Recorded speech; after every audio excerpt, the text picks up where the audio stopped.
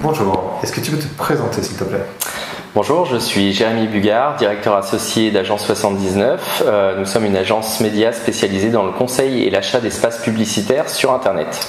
Donc on est là pour parler du RTB, qui est quelque chose qui est très compliqué a priori, que tout le monde ne comprend pas. Est-ce que tu peux expliquer simplement ce que c'est?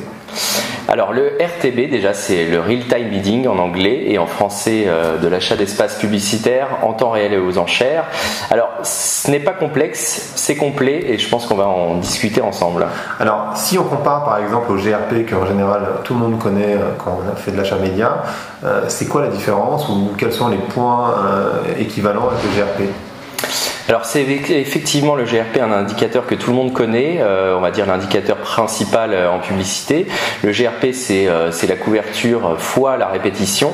Le Real Time Bidding ou achat d'espace publicitaire en temps réel nous permet justement d'optimiser ce GRP parce qu'on va toucher la bonne personne au bon endroit au bon moment et donc ça va nous permettre de faire des économies de coûts et de baisser notre coût GRP au final.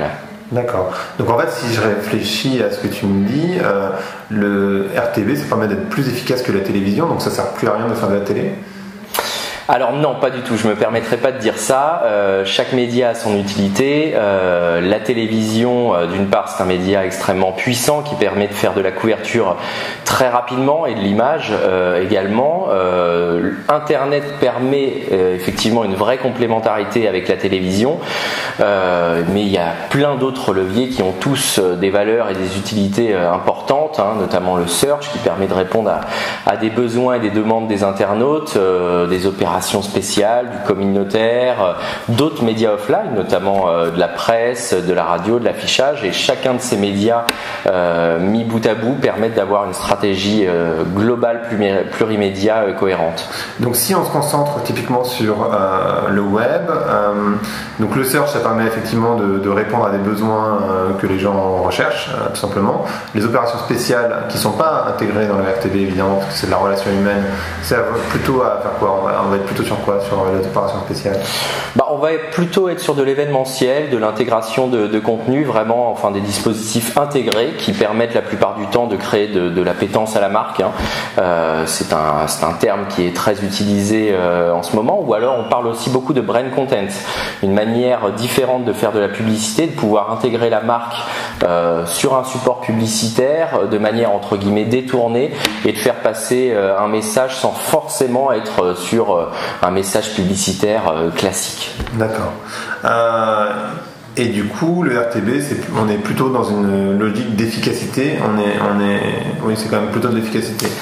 Alors le RTB effectivement nous permet de faire énormément de choses, mais ne remplacera jamais les relations qu'on peut avoir avec les éditeurs, avec les régies, et les discussions qu'on peut avoir avec ces supports. Maintenant le RTB nous permet d'avoir accès à un inventaire exclusif et exhaustif. À peu près tous les supports français, quels qu'ils soient, sont présents sur ces plateformes de marché publicitaire qu'on appelle les ad exchange.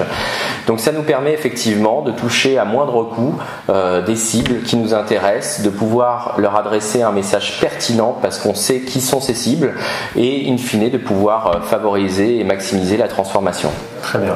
En quelques chiffres, le RTB c'est quoi? Alors le RTB a une évolution très importante. Le RTB nous vient des États-Unis. Ça fait à peu près 6-5 ans que c'est un levier très actif. Aux États-Unis, ça représente à peu près 30% des investissements display.